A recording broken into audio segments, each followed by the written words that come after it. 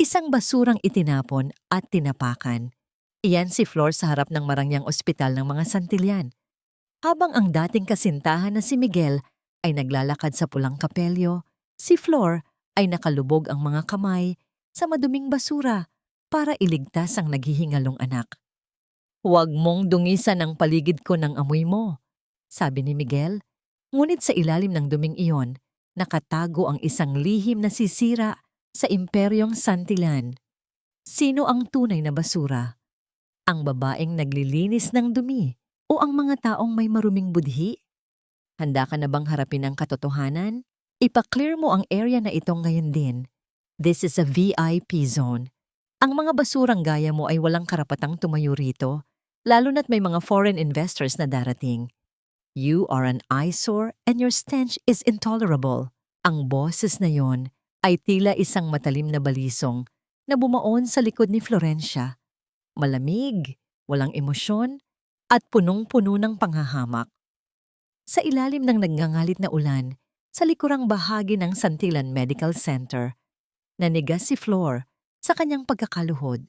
Ang kanyang mga kamay na nababalutan ng manipis at punit-punit na guwantes ay kasalukuyang nakabaon sa isang itim na plastik na sako ng mga basurang unit. Hindi siya gumalaw, hindi dahil sa takot, kundi dahil sa hapdi ng katotohanang ang lalaking nagsabi niyon, ang lalaking nagbansag sa kanya bilang basura, ay ang ama ng batang naghihingalo sa isang barong-barong sa gilid ng estero. Dahan-dahang iniangat ni Flor ang kanyang paningin, ngunit nanatiling nakatungo ang kanyang ulo upang itago ang mukhang puno ng uling at dumi. Mula sa kanyang kinalalagyan, nakita niya ang makintab na sapatos ni Miguel Santillan, malinis at walang bahid ng putik sa kabila ng malakas na ulan. Ang layo ng agwat nila ay tila langit at lupa. Sa loob ng sako ng basura na hinalughog niya kanina pa, mahigpit niyang hinahawakan ang isang maliit at basyong bote ng gamot. Isang mahalagang vial na itinapon na ng ospital, ngunit may natitira pang ilang patak na sapat na para maibsan ang hirap sa paghinga ng kanyang anak na si Enzo. Ang miyamai ng tadhana ay mas masakit pa sa hagupit ng bagyo. Habang ang lalaking ito ay nag-aalala sa imahe ng kanyang VIP zone, ang kanyang sariling dugo at laman ay unti-unting nauubusan ng hininga dahil sa kakulangan ng gamot na pagmamay-ari ng kanyang kumpanya. "Did you hear me? Umalis ka na riyan bago ko patawagin ang security." Pag-uulit ni Miguel, ang kanyang tinig ay lalong nagiging irititable. Isang marangyang payong ang nakapayong sa kanya, hawak ng isang bodyguard, habang si Flor ay hinahayaan ng ulan na humalo sa kanyang mga luhang hindi na niya mapigilan. Bago pa man makasagot si Flor, isang pamilyar at matining na boses ang sumingit mula sa loob ng bumubukas na pinto ng marangyang sasakyan. "Hayaan mo na siya, Miguel. People like her don't understand luxury. Dirty people will always cling to dirt." Si Doña Veronica yon, na nakaupo sa loob ng sasakyan, balot ng mamahaling alahas at suot ang isang nangiting tila nanunukso. Tumingin si Veronica sa direksyon ni Flor at sa isang saglit nagtagpo ang kanilang mga mata sa gitna ng dilim. May isang kislap ng tagumpay sa mga mata ng Donya. Isang lihim na mensaheng tila nagsasabing, alam niya kung sino ang babaeng nasa putikan. Lumingon si Veronica kay Miguel at bumulong, ngunit sapat na ang lakas upang marinig ni Flor sa kabila ng ingay ng hangin. "Huwag mo nang sayangin ang oras mo sa basurerang yan. Anyway, I heard that woman's child is still clinging to life. It's a pity, really. But some lives are just not meant to be saved, lalo na kung ang ina ay mapangahas." Na nangarap na pumasok sa pamilyang hindi naman siya kailanman matatatanggap. Ang mga salitang iyon ay tila isang laso na dumaloy sa mga ugat ni Flor. Ang kanyang puso ay kumalabog ng marahas sa loob ng kanyang dibdib, ngunit walang tunog na lumabas sa kanyang mga labi. Ang tanging naramdaman niya ay ang matinding panginginig ng kanyang mga daliri habang lalong hinihigpitan ang pagkakahawak sa bote ng gamot hanggang sa bumaon ang talim ng basag na bubog. sa kanyang palad. Hindi niya naramdaman ang sakit ng sugat. Ang nararamdaman niya ay ang pagguho ng kanyang buong pagkatao. Pinanood ni Flor ang pag-ikot ng gulong ng mamahaling sasakyan. Talsik ng putik ang naiwan sa kanyang kupas na uniforme habang papalayo ang convoy ni Miguel. Naiwan siyang mag-isa sa gitna ng ulan, nakaluhod sa tabi ng mga basurang unit. Yakap ang tanging pag-asa ng kanyang anak na nakuha niya mula sa dumi. Ang bawat patak ng ulan na tumatama sa kanyang balat ay tila paalala ng kanyang kababaan, ng kanyang kawalang kapangyarihan, laban sa mga taong kumuha ng lahat sa kanya. 10 taon na ang nakalilipas. Tumayo si Flor nang may panginginig. Ang kanyang mga tuhod ay tila bibigay na sa bigat ng kanyang daladalang pasakit. Tumingala siya sa madilim na langit, hinahayaan ng tubig na hugasan ang dumi sa kanyang mukha. Ngunit hindi nito kayang linisin ang puot na unti-unting namumuo sa kanyang puso. Ang katahimikan ng gabi ay nabasag lamang ng kanyang sariling hikbi, isang tunog ng pagkasira na walang nakakarinig, kundi ang mga pader ng ospital na naging saksi sa kanyang lihim na sakripisyo. Sa gitna ng kanyang pagkawasak, isang tanong ang paulit-ulit na umalingaw-ngaw sa kanyang isipan. Mas masakit pa sa anumang sampal na natanggap niya sa buhay. Hanggang kailan kailangang maging basura ang isang ina para lamang mabigyan ng bukas ang kanyang anak? At kung ang mundong ito ay itinuturing siyang dumi, handa ba siya ng maging pinakamaruming tao para lamang makuha ang katarungang matagal nang ipinagkait sa kanila? Nagsimulang humakbang si Flor palayo sa liwanag ng ospital, patungo sa dilim ng eskinita kung saan naghihintay ang kanyang anak. Hindi niya alam kung aabot pa ang gamot na hawak niya o kung bukas ay may lakas pa siyang bumalik sa lugar na ito. Ang tanging sigurado niya ay ito: ang basurang itinapon nila ay ang siyang wawasak sa kanilang lahat. Ang bawat hakbang ni Flor sa makitid na tulay na yari sa nabulok na kahoy ay tila isang paglalakbay patungo sa kailaliman ng kawalang pag-asa. Ang ulan ay tumila na, ngunit ang kapaligiran ay nananatiling basa at mabaho. Ang amoy ng estero ay humahalo sa amoy ng basang lupa at basura. Bit-bit ang kanyang basang katawan at ang sugatang palad na mahigpit pa ring nakakuyom sa maliit na vial ng gamot. Narating niya ang kanilang barong-barong, isang dampa na binuo mula sa mga pinagtagni-tagning plywood at kalawiting yero na tila ba anumang oras ay lulunukin ng putikan. Sa loob, ang tanging liwanag ay nagmumula sa isang upos ng kandila na sumasayaw ang ningas sa bawat pagpasok ng malamig na hangin sa mga siwang ng dingding.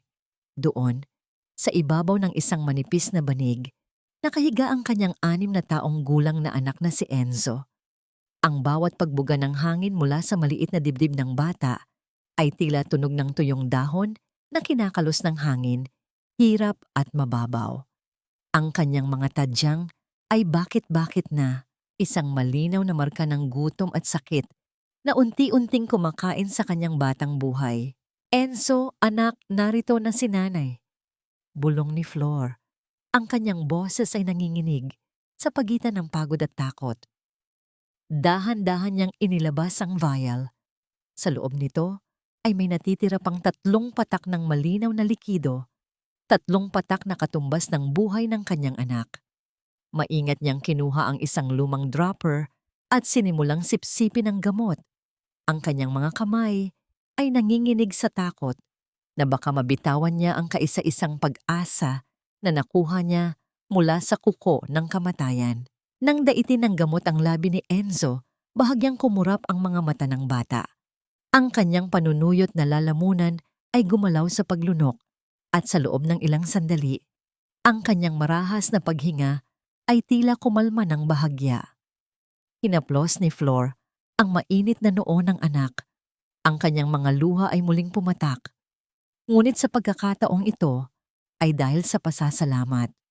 Ngunit alam niya na ang 3 patak na yon ay panandaliang lunas lamang.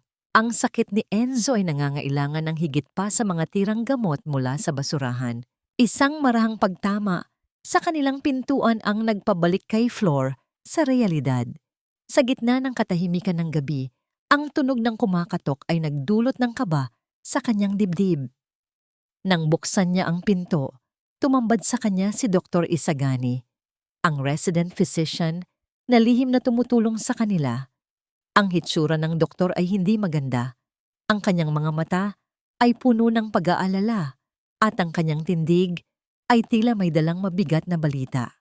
Flor, kailangan nating mag-usap. Ang bungad ni Isagani sa mahinang boses, hindi tumitingin ng diretso kay Flor. Pumasok siya sa loob at tiningnan ang kondisyon ni Enzo bago muling bumaling sa ina. Narinig ko ang nangyari sa likod ng ospital kanina. Miguel was furious, but it's not just about the VIP zone floor. Si Veronica, gumagawa siya ng paraan para tuluyan kayong hindi makalapit sa Santillan Medical. Inilabas ni Isagani ang isang piraso ng papel mula sa kanyang bulsa, isang opisyal na memo na may selyo ng ospital. Ang nakasulat doon ay tila isang hatol ng kamatayan para kay Flor. Ayon sa dokumento, si Florencia de la Cruz at ang sinumang miyembro ng kanyang pamilya ay itinuturing na persona non grata sa lahat ng pasilidad ng Santillan Pharmaceuticals. Ang anumang pagtatangka nilang pumasok o lumapit ay ituturing na trespass at hahantong sa agarang pag-aresto. Hindi nila pwedeng gawin ito, Isagani. Paano ang anak ko? Paano ang gamot ni Enzo? Ang halos paos na tanong ni Flor, ang kanyang mga kamay ay napaikot sa laylayan ng kanyang damit. Ang gamot niyo lang, ang tanging makakapagligtas sa kanya. Pinapatay nila ang anak ko nang hindi gumagamit ng baril. Bumuntong hininga si Isagani at hinawakan ang balikat ni Flor. I'm sorry, Flor. Nilagay na rin nila ang pangalan nyo sa blacklist ng lahat ng charity foundations na hawak ng kumpanya. This is personal, Flor. Alam ni Veronica na narito ka at hindi siya titigil hanggat hindi ka nawawala o tuluyang sumusuko. Tumingin si Flor sa kanyang anak na mahimbing na natutulog, walang kamalay-malay na ang mundong kinabibilangan niya ay sinusubukan siyang burahin. Ang takot na kanina ay nagpaparalisa sa kanya ay unti-unting napalitan ng isang malamig at matalim na determinasyon. Kung ang katarungan ay hindi ibinibigay sa mga gaya niyang nasa putikan, marahil ay kailangan niyang matutong lumaban gamit ang sarili niyang putik. Hindi ako susuko, Isagani, sabi ni Flor. Ang kanyang tinig ay hindi na nanginginig. Kung kailangan kong gumapang sa bawat sulok ng ospital na yon para makuha ang kailangan ng anak ko, gagawin ko. Ang mga santiyan, akala nila ay basura ako na madaling itapon. Pero nakakalimutan nila ang isang bagay tungkol sa basura. Tumingin siya sa bintana, kung saan ang anino ng malalaking gusali ng lungsod ay tila mga dambuhalang nagbabanta. Ang basurang hindi inililigpit ng maayos ay nagdadala ng sakit na wawasak sa buong kabahayan.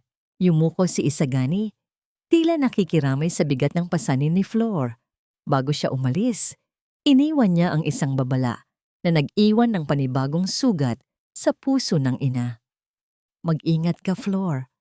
May mga balita akong narinig na magpapadala sila ng mga tauhan para linisin ang area na ito. Hindi lang ang ospital ang gusto nilang alisin sa'yo, kundi pati ang mismong lupang kinatatayuan ng dampanyo. Naiwan si Flor na nakatayo sa tabi ng natutulog na si Enzo, hawak ang memo na nagbabawal sa kanila na mabuhay. Ang katahimikan sa loob ng barong-barong ay tila mas lalong bumigat, punong-puno ng mga katanungang walang kasagutan. Paano niya mapoprotektahan ang kanyang anak kung ang mismong hangin na hinihinga nila ay sinusubukang bawiin ng mga taong may kapangyarihan? Sa bawat tibok ng kanyang puso, tila may isang orasan na mabilis na tumatakbo, nagbabanta na anumang sandali ay mawawalan na sila ng oras. Ang pinakamasakit na pakiramdam ay ang maging estranghero sa harap ng taong minsan mong itinuring na mundo. Habang naglalakad si Flor sa malawak at malinis na pasilyo ng executive wing ng Santillan Medical Center, Tila bawat hakbang niya ay isang pagtapak sa mga bubog ng kanyang nakaraan. Nakasuot siya ng isang asul na uniforme ng janitress na sadyang malaki para sa kanyang payat na katawan. Isang puting face mask na tumatakip sa kalahati ng kanyang muka at isang lumang sombrero na nakayuko ng bahagya. Sa paningin ng lahat, siya ay isa lamang anino, isang kagamitang tagalinis na walang muka at walang boses. Ang amoy ng mamahaling floor wax at matapang na disinfectant ay nanunuot sa kanyang ilong, isang malaking kaibahan sa amoy ng estero na baon niya mula sa kanyang tahanan. Hawak ang isang mop na tila basandata niya sa gitna ng digmaan. Dahan-dahan niyang nililinis ang tapat ng opisina ng CEO. Ang bawat paghagod ng mop sa makinang namarmol ay tila pagbubura sa sarili niyang pagkakakilanlan. Narito siya, hindi upang magmakaawa, kundi upang magmasid at humanap ng pagkakataong makalusot sa sistema para sa gamot ni Enzo. Napatigil ang tibok ng puso ni Flor nang biglang bumukas ang dambuhalang pinto ng opisina.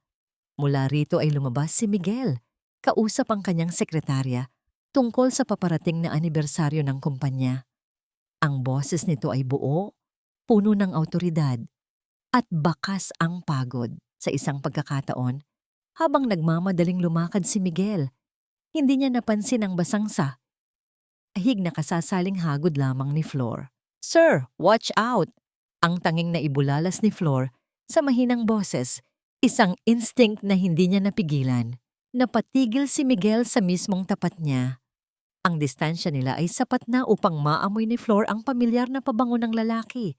Isang amoy ng sandalwood at tagumpay na tila ba nanunuya sa kanyang kahirapan. Tumingin si Miguel sa kanya. Ang kanyang mga kilay ay nagsalubong sa gitna ng pagtataka. Sa loob ng ilang segundo, ang mundo ni Flor ay huminto. Tinitigan siya ni Miguel, tila may hinahanap sa likod ng maskara at ng mga matang puno ng pait. Ang katahimikan sa pasilyo ay tila nababalot ng isang tensyong hindi maipaliwanag, kung saan ang tanging maririnig ay ang mahinang pag-ugong ng mga air conditioner at ang mabilis na pagkabog ng dibdib ni Flor na tila gustong kumawala sa kanyang tadyang. "Salamat," tipid na sagot ni Miguel bago muling nagpatuloy sa paglalakad. Ngunit bago pa man siya makalayo, naramdaman ni Flor ang isang malamig na sensasyon sa kanyang bulsa.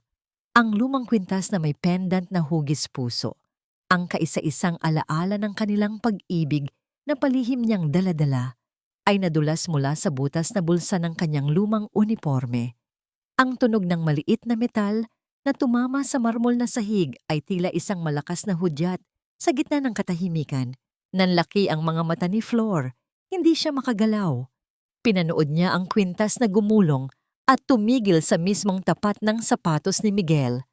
Ang bawat segundo ng pag-abot ni Miguel sa kwintas ay tila isang taon ng paghihirap para kay Flor. Sa kanyang isipan, tila bumalik ang imahe ng isang batang Miguel na isinasabit ang kwintas na yon sa kanyang leeg sa ilalim ng puno ng nara, nangangako ng isang buhay na wala namang katuparan. Pinulot ni Miguel ang kwintas. Dahan-dahan niya itong itinaas sa tapat ng kanyang mga mata. Nakita ni Flor ang unti-unting pagbabago sa ekspresyon ng mukha ni Miguel, mula sa pagiging mainit ang ulo hanggang sa isang malalim at masakit na pagkabigla. Ang kanyang mga daliri ay marahang humawak sa pendant. Hinahaplos ang mga gasgas nito na tila ba isang sagradong relikya. "Saan mo ito nakuha?" ang tanong ni Miguel. Ang kanyang boses ay tila galing sa malayo, puno ng panginginig na hindi niya maitago. Lumingon siya kay Flor. Ang kanyang mga mata ay naghahanap ng kasagutan na alam niyang imposible niyang matagpuan sa isang hamak na janitress. "Ang kwintas na ito, ibinigay ko ito sa isang taong matagal nang wala. Bakit nasa iyo ito?" Napako si Flor sa kanyang kinatatayuan. Ang kanyang mga labi ay tuyo at ang kanyang lalamunan ay tila binabara ng isang malaking bato. Gusto niyang sumigaw. Gusto niyang tanggalin ang maskara at sabihing, "Miguel, ako ito. ang babaeng itinapon niyo. Ngunit naisip niya si Enzo, ang panganib na dala ni Veronica, at ang katotohanang siya ngayon ay itinuturing na basura sa bahay na ito. Imbes na sumagot, mabilis na yumuko si Flor.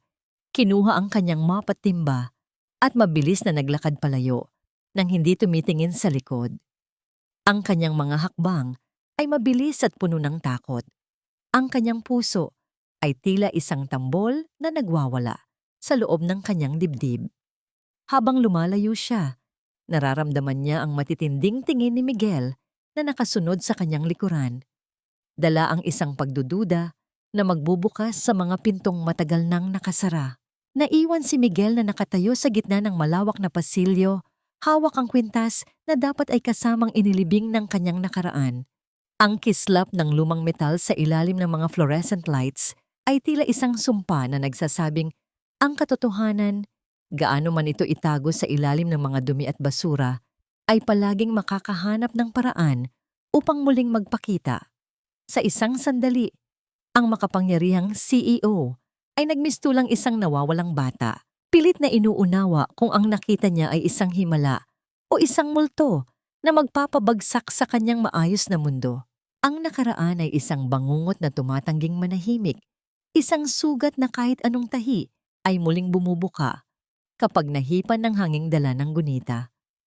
Habang nakatayo si Miguel sa gitna ng pasilyo, ang kanyang isipan ay tila isang sirang pelikulang bumabalik. Sa isang gabing puno ng bagyo, 10 taon na ang nakalilipas. Sa mga sandaling iyon, sa kabilang dulo ng hallway, nakatayo sa anino ng isang dambuhalang kolumna si Doña Veronica. Ang kanyang mga mata, na karaniwang puno ng gilas at katarayan, ay nanlaki sa hindi maipaliwanag na takot habang nakatingin sa likod ng papalayo at nagmamadaling janitress. Tila bumalik ang lamig ng gabing iyon sa loob ng mansyon ng mga Santillan. Naalala ni Veronica kung paano niya hinarap ang isang batang Flor, basang-basa, nanginginig, at umiiyak habang sapo ang kanyang tiyan. Ang imahe ng batang babaeng iyon na nagmamakaawa para sa pag-ibig ni Miguel ay ang imaheng sinubukan niyang ibaon sa ilalim ng limot. Huwag kang magkakamaling bumalik dito. Ang boses ni Veronica sa kanyang alaala ay tila kislap ng kidlat, matalim at nakakapaso. Wala kang lugar sa pamilyang ito. Ang dumi mo ay hindi kailanman tatanggapin ng dugong Santillan. Sa gabing iyon, hindi lamang si Flor ang itinapon ni Veronica. Itinapon din niya ang katotohanan. Gamit ang kanyang kapangyarihan at salapi, minanipula niya ang bawat dokumento. Binayaran niya ang mga doktor upang palabasin na ang dinadalang anak ni Flor ay hindi kay Miguel. O kaya naman ay sadyang pinalaglag ito ng dalaga kapalit ng malaking halaga. Naalala niya ang mukha ni Miguel nang ipakita niya ang pekeng record ng aborsyon. Ang pagdurog ng puso ng kanyang asawa ang naging pundasyon ng kanyang trono bilang donya. Para kay Veronica, ang bawat kasinungalingan ay isang sakripisyo para sa dangal ng pamilya, isang rason na ginagamit niya upang patulugin ang kanyang natitirang konsensya. Veronica, ang tawag ni Miguel na bumasag sa kanyang pagmumuni-muni. Napabalik ang diwa ni Veronica sa kasalukuyan. Nakita niyang papalapit ang asawa. Hawak pa rin ang kwintas na tila ba isang piraso ng kanyang kaluluwa na nawala at muling nahanap. Ang bawat pagtama ng takong ni Veronica sa makinis na sahig ay nagbibigay ng isang matigas at awtoritanyong tunog. Ngunit sa loob niya, ang kanyang puso ay tila isang tambol na mabilis ang pagtibok dahil sa kaba. Miguel, what is that? Bakit ka nakatayo lang dyan sa hallway? Tanong ni Veronica. Pilit na pinapanatili ang kanyang regal na boses kahit na ang kanyang mga daliri ay bahagyang nanginginig sa hawak niyang designer bag. Ang kwintas na ito, it's her necklace, Veronica. Ang kwintas ni Flor. Bulong ni Miguel, hindi iniaalis ang tingin sa pendant. Isang janitress ang nakahulog nito. She looked so familiar. Isang mapait na tawa ang pinakawalan ni Veronica. Isang depensang binuo niya sa loob ng maraming taon ng pagiging master gaslighter. Miguel, please. Gutom lang yan or maybe you're just stressed. Maraming ganyang kwintas sa bangketa. At ang babaeng yon, she's just a common laborer. Gutom at dumi lang ang dala ng mga taong ganyan. Huwag mo nang bigyan ng kahulugan. Ngunit habang nagsasalita si Veronica, ang kanyang mga mata ay patingin-tingin sa dulo ng pasilyo kung saan nawala si Flor. Ang kanyang isipan ay mabilis na gumagawa ng plano. Hindi maaaring mabuhay ang multo ng nakaraan. Hindi niya hahayaang ang isang basurera ay sumira sa imperyong itinayo niya sa ibabaw ng mga bangkay ng pangarap ni Flor. Ilang taon na ang nakalipas, Miguel. Flor is gone. She chose to leave you, remember? She chose the money and aborted your child. Paalala ni Veronica. Ang boses niya ay malambot ngunit tila may kalakip na lason. Huwag mong hayaan ang isang pirasong bakal na sirain ang katahimikan natin ngayon. Akin na yan. Ipapatapon ko na lang sa security. Inilahad ni Veronica ang kanyang kamay, ngunit sa unang pagkakataon, sa loob ng maraming taon, iniwas ni Miguel ang kanyang kamay. Mahigpit niyang ikinulong ang kwintas sa kanyang palad. Isang pagtanggi na tila ba isang sampal sa mukha ng Donya. Ang tensyon sa pagitan ng mag-asawa ay tila isang lubid na banat, handang maputol sa isang maling galaw. Tumalikod si Miguel nang walang sinasabing anuman, iniwan si Veronica na nakatayo sa gitna ng malamig na pasilyo. Ang katahimikan sa paligid ay tila naging isang mabigat na presensya na bumabalot sa Donya. Nang muling tumingin si Veronica sa direksyon kung saan tumakbo ang janitress, ang kanyang mukha ay nagbago. Nawala ang pagiging mapagkunwari at napalitan ito ng isang madilim at tuso na ekspresyon. Hindi siya pwedeng magkamali. Ang mga mata ng janitress na yon, kahit natatakpan ng maskara, ay ang mga mata ni Flor. Mga matang puno ng pait na tila ba sumusumpa ng paghihiganti. Isang malamig na pawis ang gumapang sa batok ni Veronica, habang isang nakakapanghilakbot na realisasyon ang pumasok sa kanyang isipan. Kung buhay si Flor, nasaan ang bata? At kung ang batang iyon ay buhay pa, gaano kalaking panganib ang dala nito sa kanyang kinalalagyan ngayon? Sa bawat tibok ng kanyang puso, tila naririnig ni Veronica ang dahan-dahang pagguho ng kanyang mga dambuhalang kasinungalingan, at ang tanging paraan para pigilan ito ay ang tuluyang ibaon ang sino mang nagtatangkang bumangon mula sa hukay. Akala mo ba, pagkatapos ng 10 taon ng pagtatago sa putikan, ay may babalikan ka pa rito? You are mistaken, Florencia. You are nothing but a ghost that I have already buried. Ang boses ni Doña Veronica ay tila hagupit ng latigo sa loob ng madilim at makitid na service hallway ng ospital. Dito, malayo sa mga mata ng publiko at sa kinang ng mga chandelier, ang hangin ay mabigat at amoy alikabok. Nakatayo si Flor sa harap ng Donya. Ang kanyang kamay ay mahigpit na nakakapit sa hawakan ng mop, habang ang kanyang katawan ay nanginginig, hindi dahil sa takot, kundi dahil sa dami ng emosyong pilit niyang ikinukulong sa loob ng kanyang dibdib. Tiningnan ni Veronica ang janitress mula ulo hanggang paa ng may matinding pandidiri. Ang kanyang suot na mamahaling sutla ay tila nagniningning sa gitna ng kadiliman, isang malupit na paalala ng agwat ng kanilang mga buhay.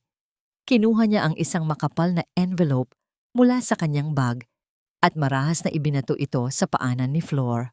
Ang tunog ng envelope na tumama sa semento ay tila isang insulto na mas masakit pa sa anumang pisikal na saktan. Inside that envelope is more money than you've ever seen in your entire miserable life. Kunin mo yan. Kunin mo ang anak mong may sakit at lumayas kayo sa lungsod na ito. Don't wait for me to lose my patience, Flor. You know what I'm capable of. Ang banta ni Veronica. Ang kanyang mga mata ay nanlilisik sa galit. Dahan-dahang ibinaba ni Flor ang kanyang paningin sa envelope na nasa sahig. Ang kanyang lalamunan ay tila binabara ng tuyong buhangin. Sa bawat tibok ng kanyang puso, Naalala niya ang hirap ng paghinga ni Enzo, ang amoy ng estero, at ang bawat gabing umiiyak siya habang tinitingnan ang kanyang mga kamay na puno ng kalyo. Ang perang iyon ay sapat na para sa gamot ni Enzo, sapat na para sa isang bagong simula. Ngunit sa likod ng perang iyon ay ang kanyang dangal at ang katarungang matagal nang ipinagkait sa kanya. Ang pera mo ay amoy dugo at kasinungalingan, Doña Veronica. Ang paos ngunit matapang na sagot ni Flor.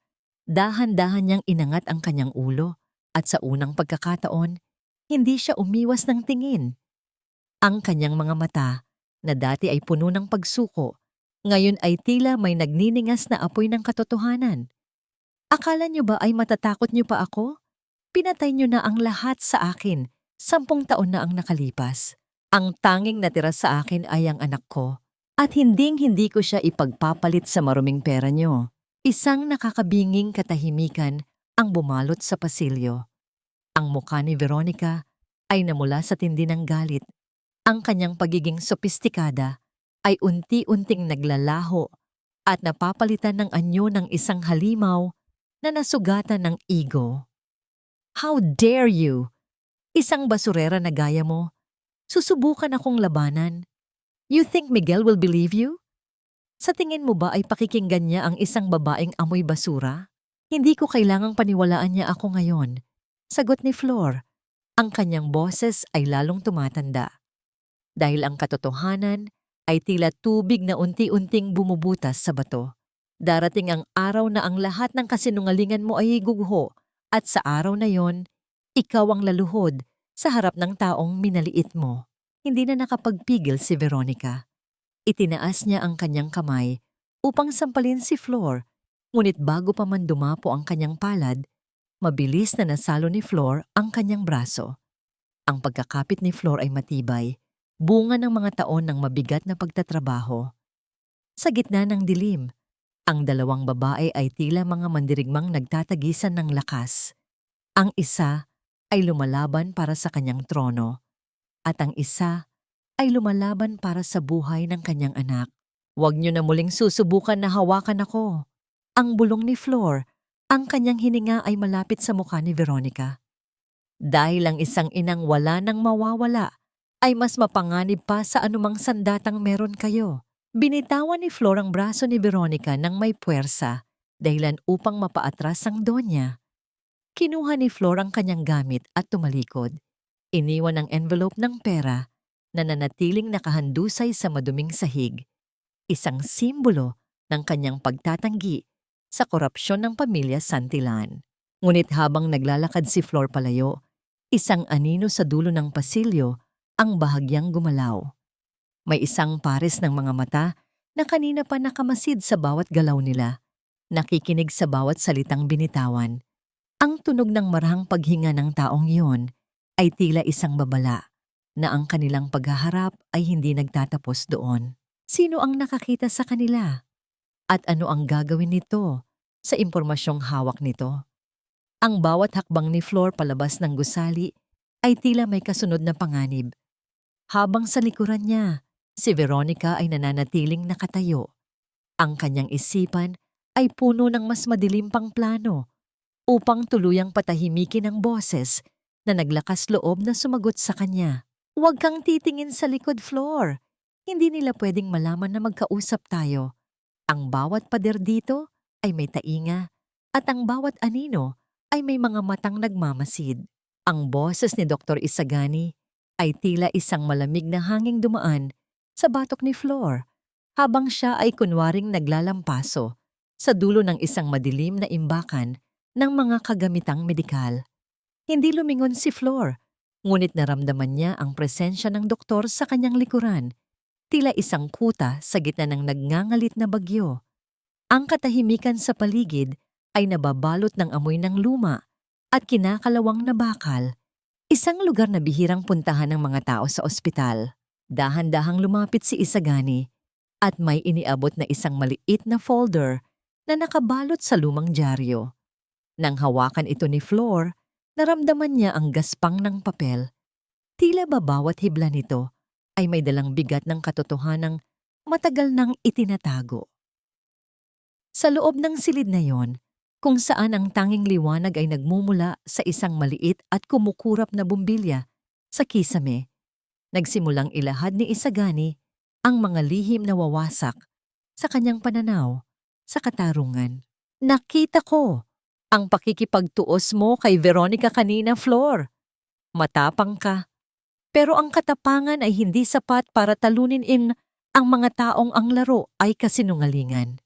Bulong ni Isagani, ang kanyang tinig ay puno ng pagkabigo sa sistemang kanyang kinabibilangan.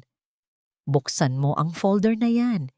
Iyan ang dahilan kung bakit hindi makakuha ng gamot ang anak mo at kung bakit maraming gaya ni Enzo ang hinahayaang mamatay sa labas ng mga pader na ito.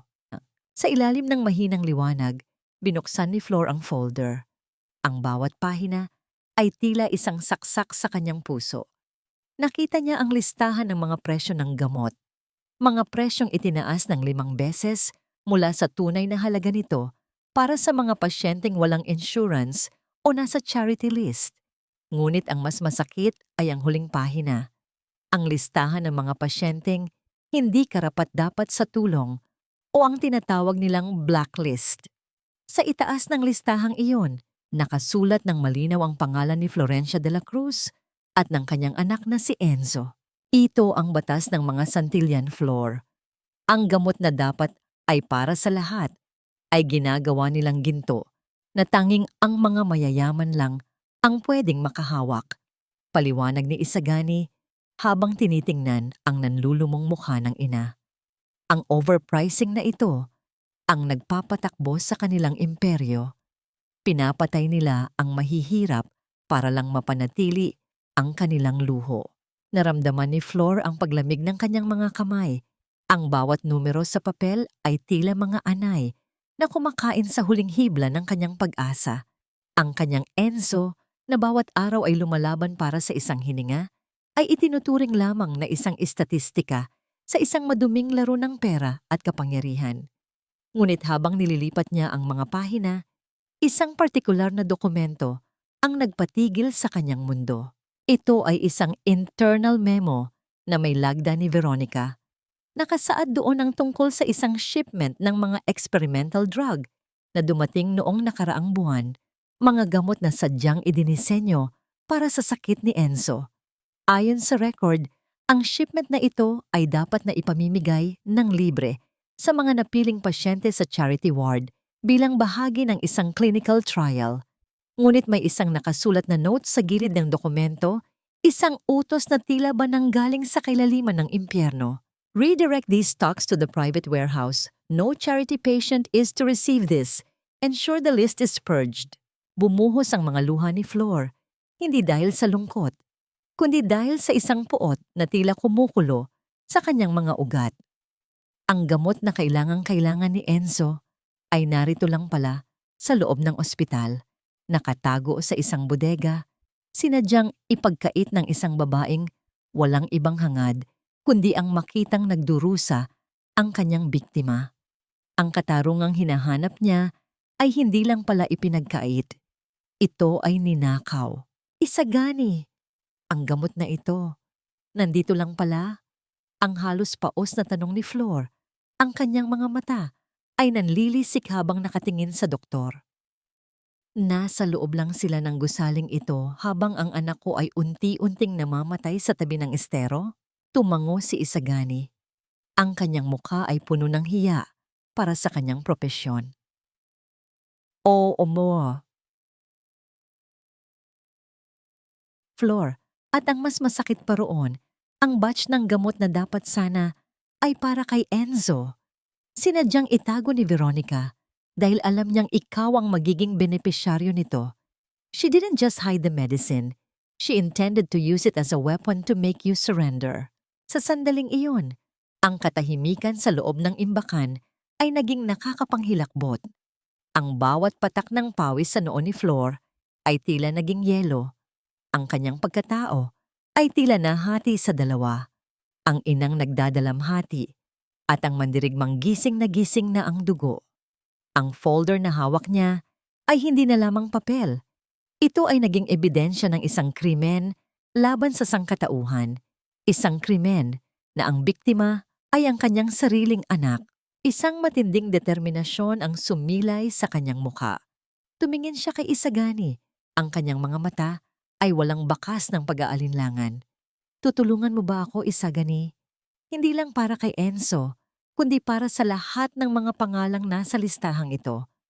Ang mga Santillan ay kailangang managot sa bawat buhay na kinuha nila para sa kanilang mga bulsa. Ngunit bago pa makasagot ang doktor, ang tunog ng papalapit na mga hakbang mula sa labas ng pintuan ay nagpatigil sa kanila. Ang bawat yabag sa semento ay tila isang hudyat ng panganib. Ang liwanag ng isang flashlight ay bahagyang sumisilip sa ilalim ng pinto at isang pamilyar at masungit na boses ang sumigaw mula sa pasilyo. Sino ang nariyan? Bawal ang tao sa area na ito. Sino ang paparating? At kung mahuhuli sila sa loob ng silid na yon, kasama ang mga nakaw na dokumento, paano na ang tanging pagkakataon ni Flor na iligtas ang kanyang anak? Ang puso ni Flor ay tila gustong kumawala sa kanyang dibdib habang mahigpit niyang niyayakap ang folder sa kanyang katawan, handang harapin ang anumang bagyong darating, huwag lamang mawala ang kaisa-isang alas na hawak niya laban sa mga Santillan. Ang mundo ni Miguel Santillan ay binuo sa kaayusan, lohika, at mga numerong hindi nagsisinungaling. Ngunit sa mga nakalipas na araw, ang kanyang maayos na mundo ay unti-unting ginugulo ng mga multo. Isang kwintas na hindi dapat umiral at isang pares ng mga matang nakatago sa likod ng maskara na tila ba sumusumbat sa kanya mula sa kailaliman ng nakaraan. Ang araw na yon ay isa lamang ordinaryong araw ng obligasyon, isang PR event para sa anibersaryo ng Santillan Foundation kung saan siya ay magbibigay ng mga laruan sa mga batang pasyente sa charity ward. Habang naglalakad siya sa pasilyo, napapaligiran ng mga kamera at ng mga taong pumipilit ng ngiti. Naramdaman niya ang isang pamilyar na bigat sa kanyang dibdib. Para sa kanya, ang kawanggawa ay isa lamang estratehiya sa negosyo, isang paraan upang pagandahin ang imahe ng isang kumpanyang kumikita mula sa sakit ng iba. Isa-isa niyang kinamayan ang mga bata. Ang kanyang ngiti ay perpektong nakahubog para sa mga lente ng kamera. Ngunit sa dulo ng ward, malayo sa grupo ng mga batang tuwang-tuwa sa mga bagong laruan, may isang batang lalaki na tahimik na nakaupo sa kanyang kama. Payat ang bata, ang kanyang balat ay maputla, at ang kanyang mga mata ay tila mas malaki kaysa sa kanyang maliit na mukha. Hindi ito nakatingin sa kanya, kundi sa bintana, tila ba may hinihintay na pag-asa na hindi kailanman darating. Sino ang batang iyon? Tanong ni Miguel sa nurse na nakaalalay sa kanya. Sapat lang ang lakas para marinig nito. Siya po si Enzo, sir. Isa po sa mga long-term patients natin dito. Lagi po siyang ganyan, tahimik lang. Sagot ng nurse. May kung anong puwersa ang nagtulak kay Miguel na lumapit sa bata. Iniwan niya ang mga kamera at ang kanyang mga staff. Tumayo siya sa tabi ng kama ni Enzo. Sa paglapit niya, napansin niya ang isang bagay na nagpatigil sa kanyang paghinga.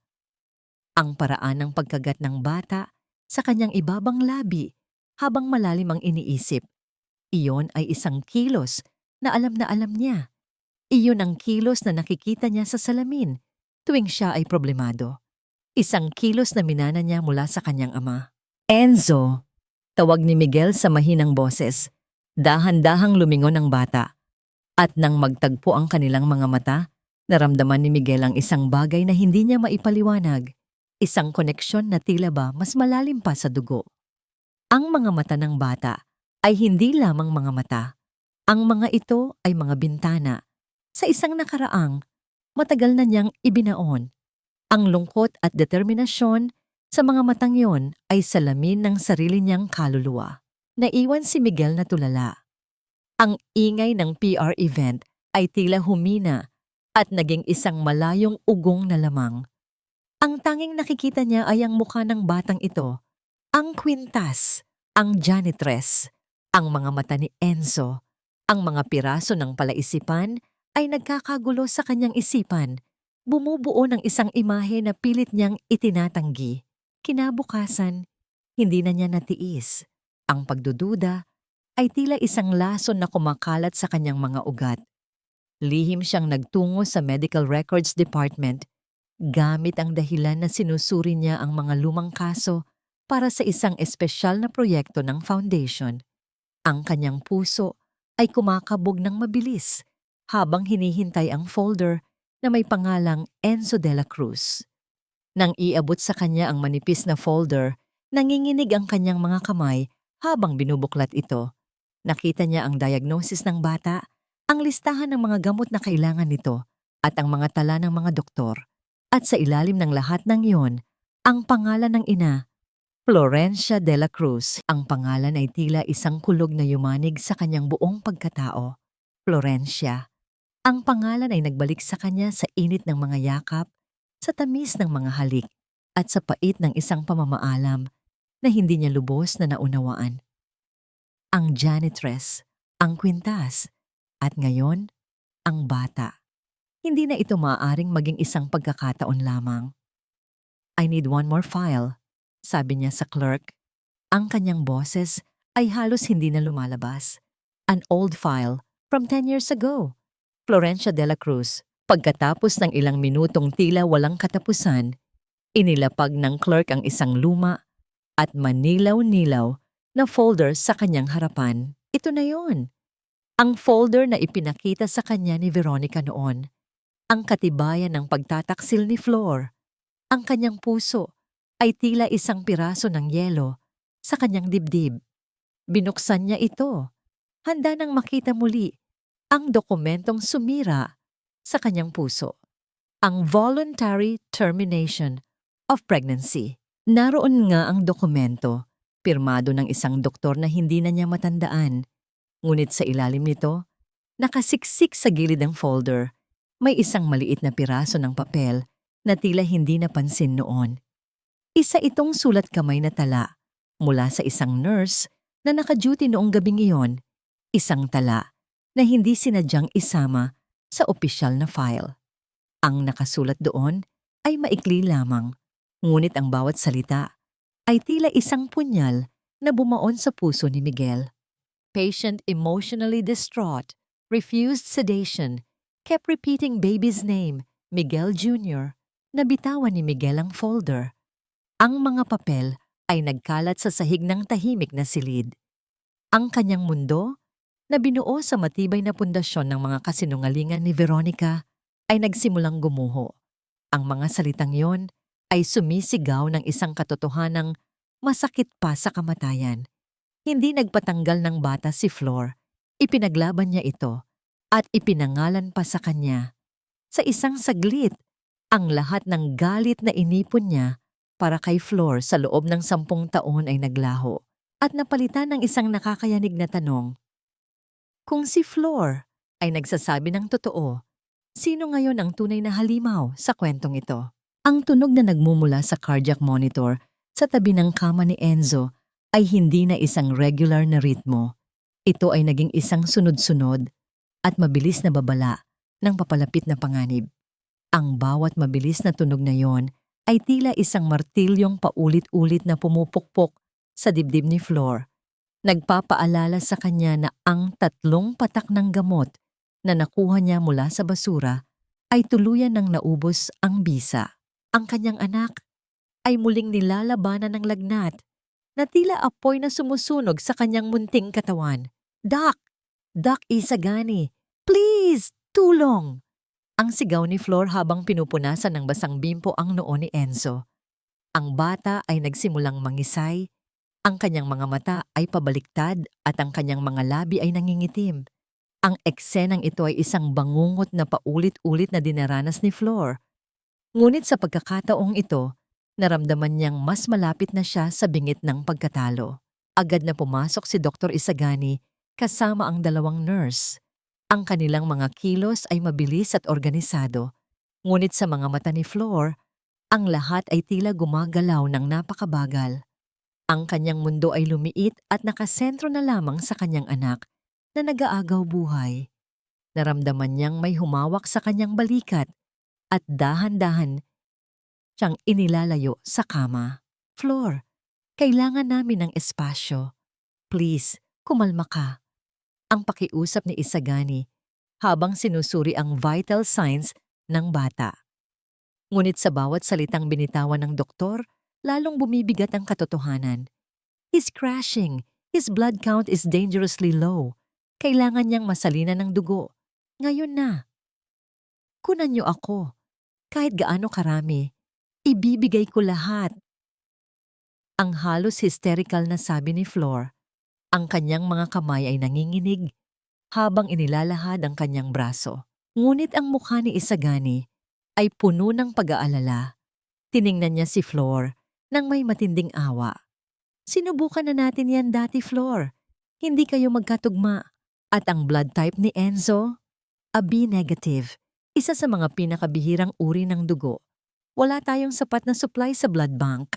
Ang bawat salita ay tila isang pako na ibinabaon sa kabaong ng kanyang pag-asa. Napaluhod si Flor sa malamig na sahig ng ospital. Ang kanyang lakas ay tila hinihigop ng sahig na semento. Walang gamot, walang dugo.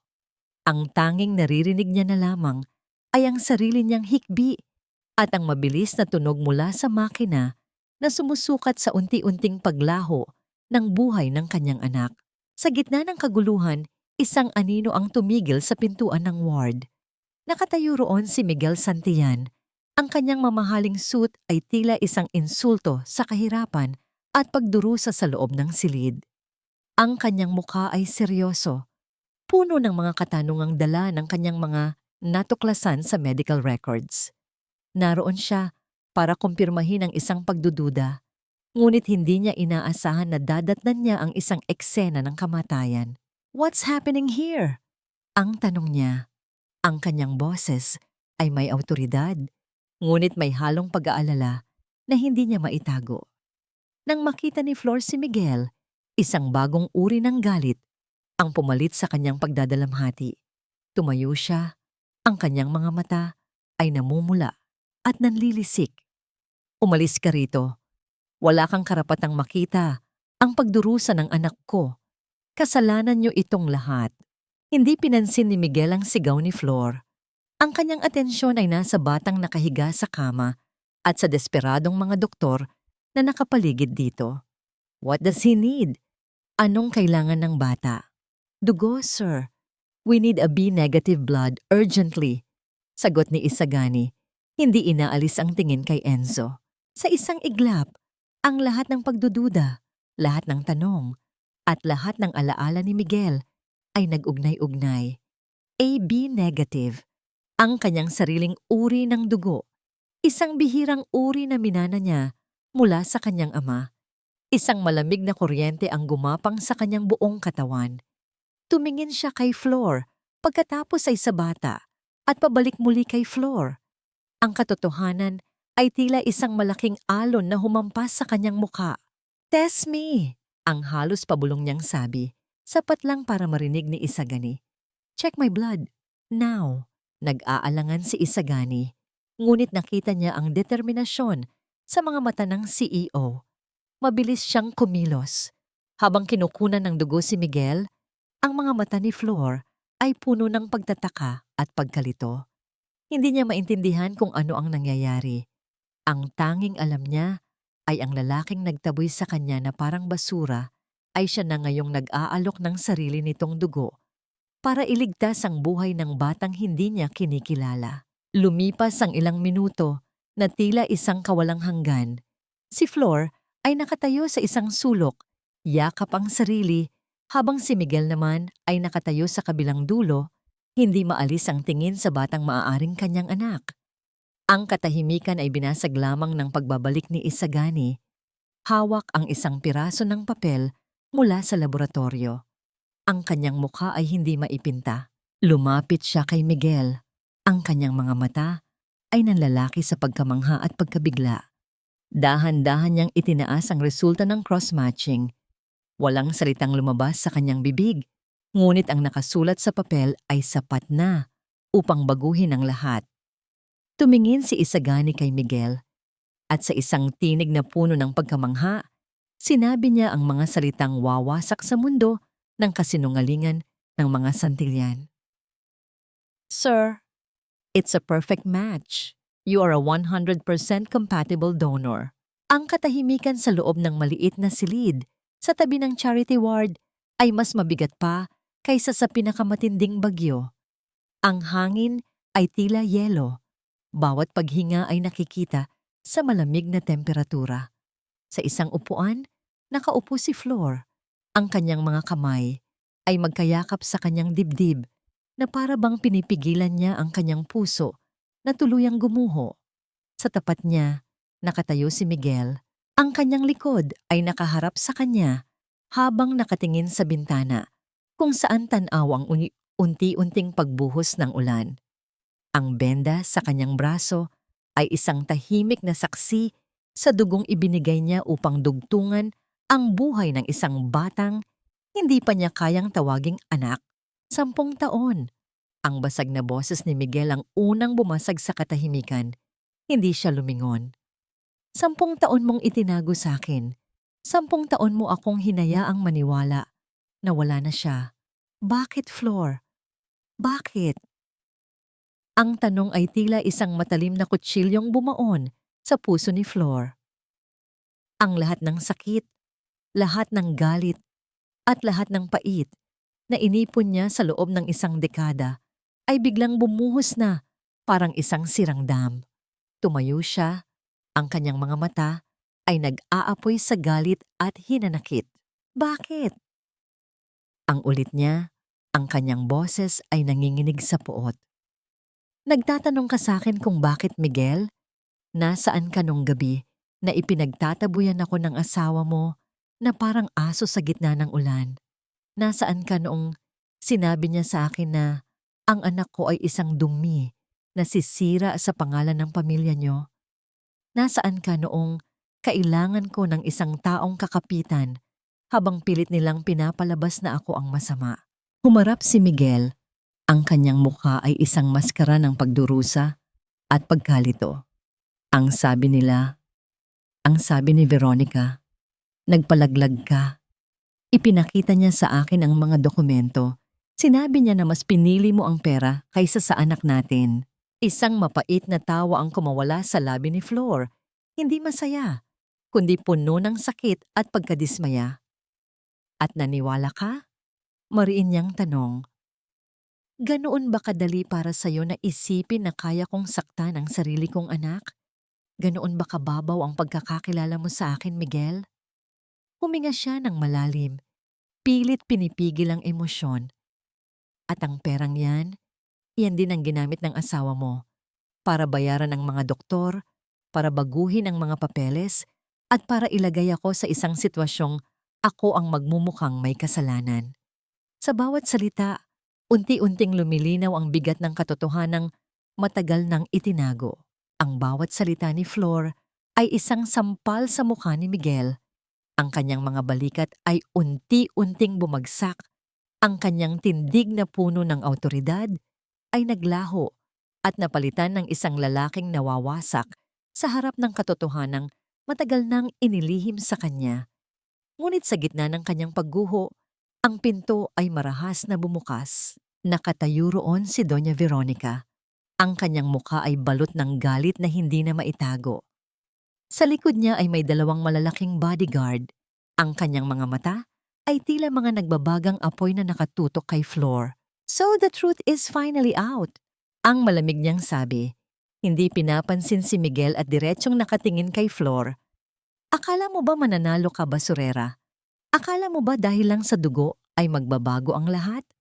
Ang batang iyan ay mananatiling isang bastardo. At ikaw, mananatili kang isang babaeng galing sa putikan. Veronica, stop it! Ang sigaw ni Miguel, ngunit tila bingi ang Donya. Naglakad si Veronica palapit kay Flor. Ang bawat hakbang niya ay puno ng pagbabanta. Tapos na ang pagpapanggap, Florencia. Hindi ako titigil hanggat hindi ka bumabalik sa basurahang pinanggalingan mo. You wanna fight? I'll give you a war. At sisiguraduhin kong sa huli, ikaw at ang anak mong may sakit ang magiging talunan. Itinaas ni Veronica ang kanyang kamay upang muling saktan si Flor. Ngunit bago pa man dumapo ang kanyang palad, isang kamay ang pumigil dito. Hindi kamay ni Flor, kundi kamay ni Miguel. I said, "Stop!" Mariing sabi ni Miguel. Ang kanyang pagkakahawak sa braso ni Veronica ay mahigpit. Ang kanyang mga mata, na dati ay puno ng pagmamahal para sa kanyang asawa, ngayon ay puno na ng lamig at pagkasuklam. Not another word, not another move. Nanlaki ang mga mata ni Veronica sa pagkabigla. Ito ang unang pagkakataon na pinagtanggol siya ni Miguel laban sa kanya. Ngunit bago pa siya makapagsalita, isang malakas na sampal ang dumapo sa kanyang muka. Hindi galing kay Flor, kundi galing kay Miguel. Ang tunog ng sampal na yon ay umalingaw-ngaw sa loob ng tahimik na silid. Isang hudyat na ang digmaan ay nagsimula na. "How could you?" bulong ni Miguel. Ang kanyang boses ay puno ng panginginig dahil sa galit. "Ang anak ko. You let my own son suffer for 10 years, just for your pride, just for our name." Natigilan si Veronica. Hawak ang kanyang namumulang pisngi. Hindi makapaniwala sa nangyari. Ngunit ang pagkabigla sa kanyang muka ay mabilis na napalitan ng isang mapanganib na ngiti. "Yes, I did. And I would do it again, Miguel. Lahat ng ito ay para sa iyo, para sa pamilya natin. At kung kailangan kong alisin ang bawat sagabal sa ating daraanan, gagawin ko." Tumingin siya kay Flor ng may matinding puot at uumpisahan ko sa kanya. Ang mansyon ng mga Santillan ay hindi isang tahanan. Ito ay isang malamig at malawak na museo ng mga kasinungalingan, kung saan ang bawat mamahaling palamuti ay may nakatagong kwento ng pait at panlilinlang. Sa gabing iyon, ang katahimikan ng mansyon ay binasag ng malakas na pagbagsak ng isang antigong florera sa sahig na gawa sa marmol. Ang mga pira-pirasong bubog ay kumalat na parang mga luha ng isang nasirang pangako. "How dare you bring that woman's name into this house?" Ang sigaw ni Veronica. Ang kanyang boses ay umaalingaw-ngaw sa malawak na sala.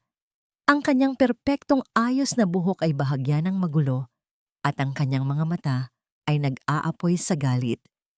"Pagkatapos ng lahat ng ginawa ko para sa iyo, para sa pamilyang ito, ipagpapalit mo ako sa isang basurera?"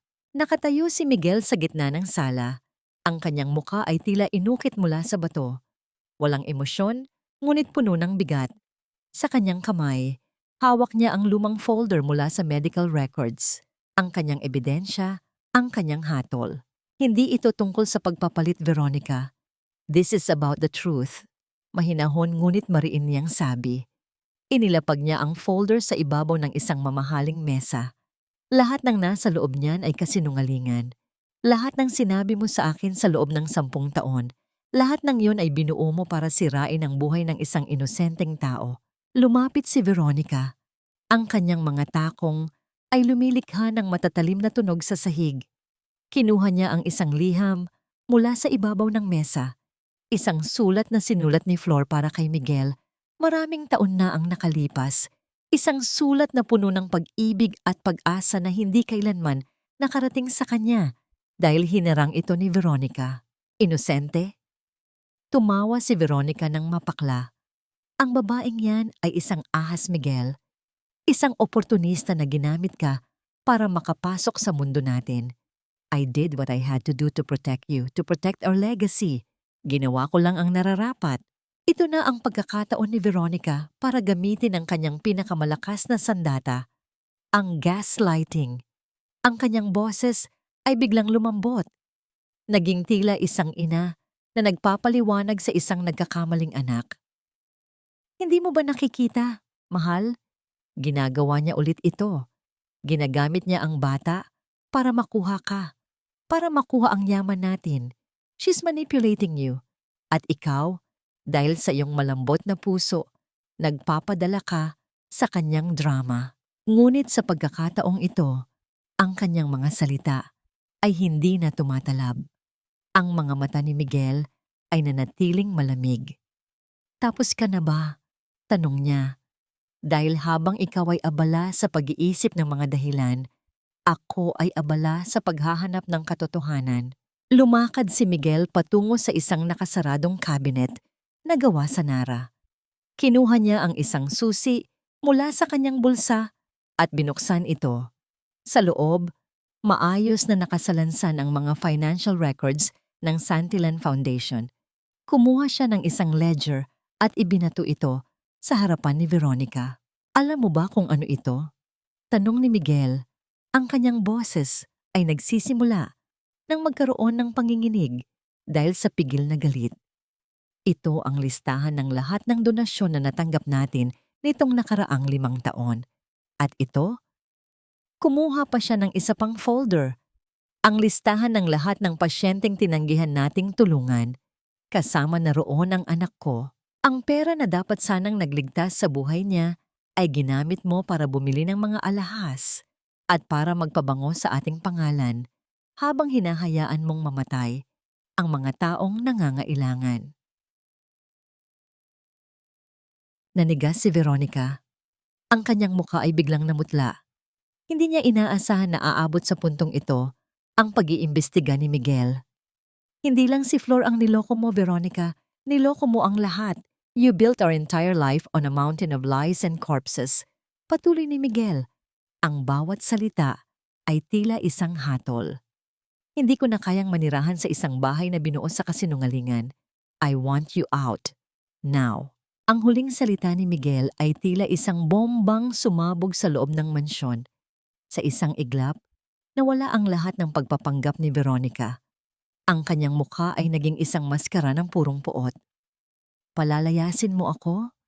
Ang sigaw niya, ang kanyang boses, ay tila isang nababasag na salamin. "Sa sarili kong bahay? Miguel, kalahati ng lahat ng ito ay akin.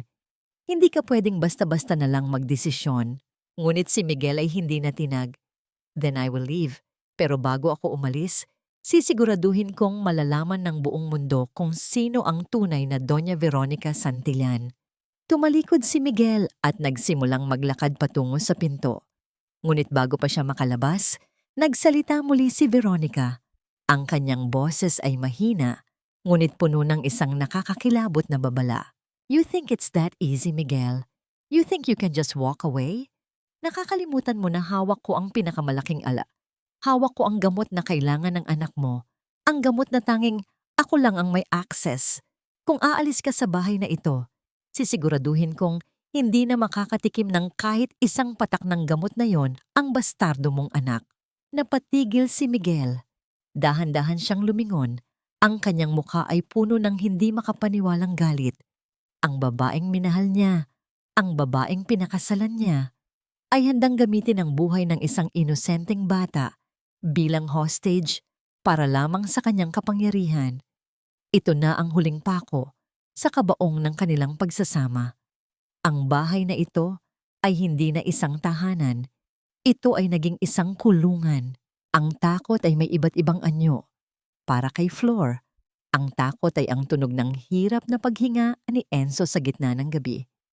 Ngunit para kay Veronica, ang takot ay ang pagkawala ng kontrol, ang pagguho ng kanyang trono.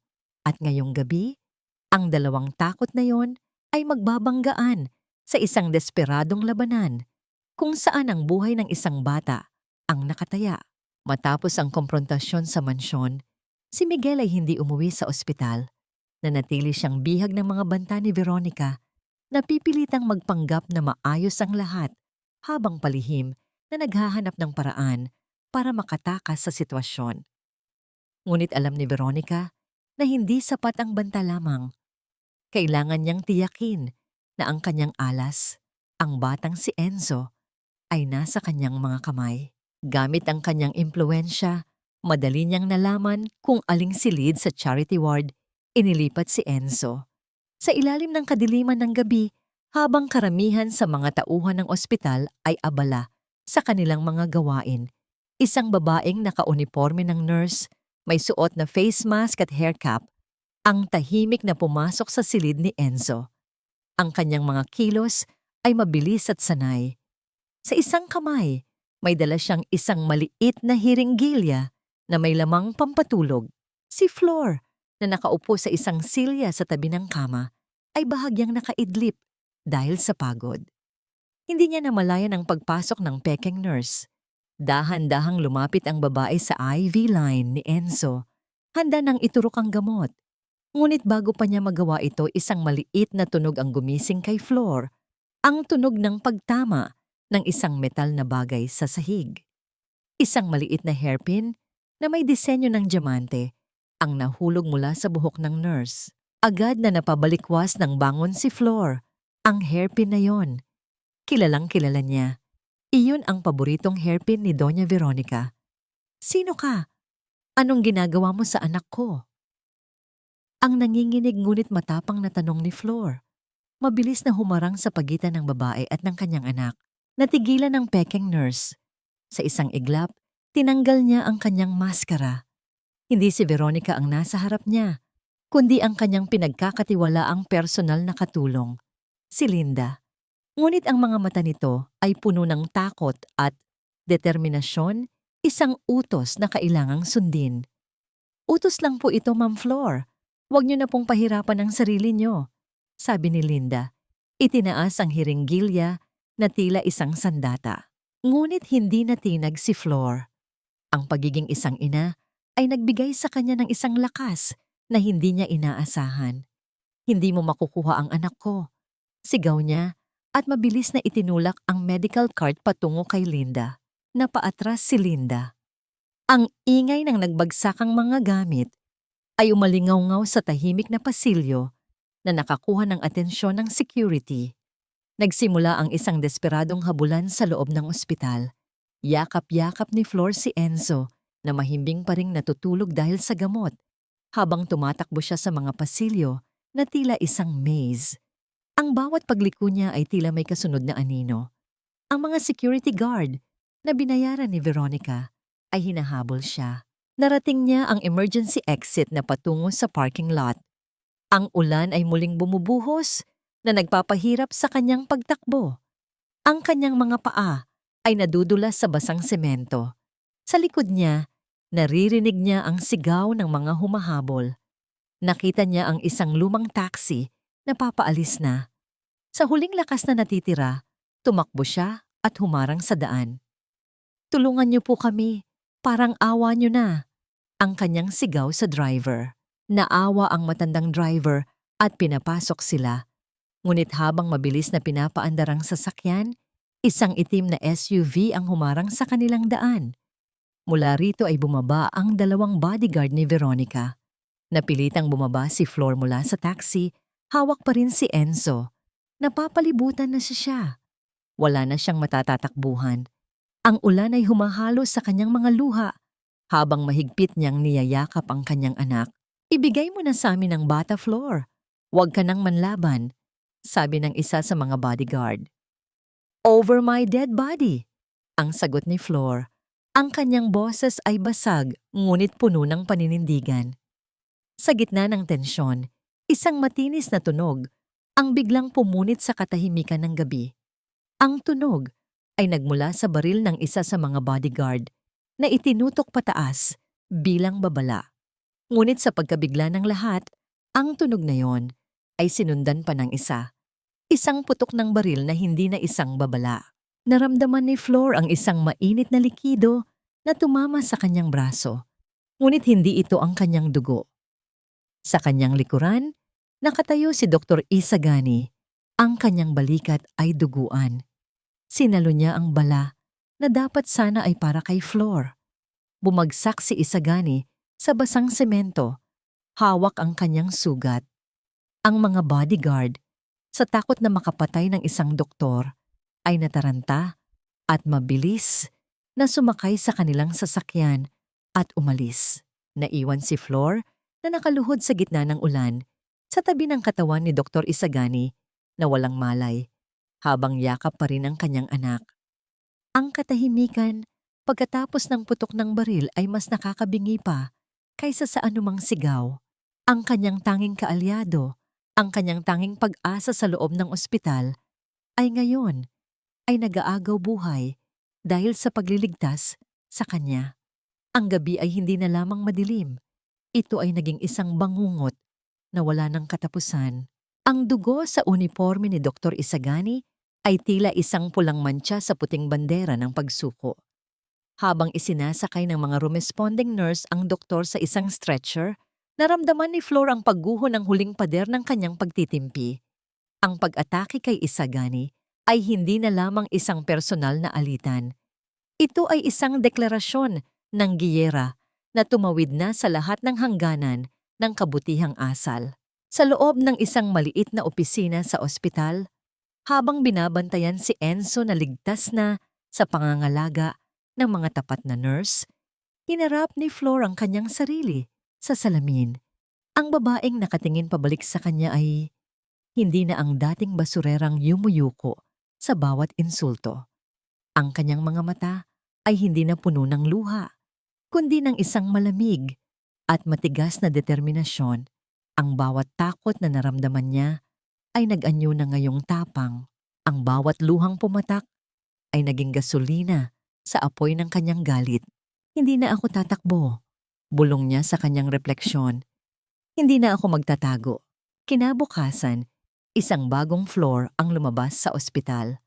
Ang kanyang lumang uniforme ay napalitan ng isang simpleng bestida na ipinahiram ng isang nurse. Ang kanyang buhok ay maayos na nakatali. Ang kanyang mukha ay malinis, ngunit ang ekspresyon nito ay matigas na tila bakal.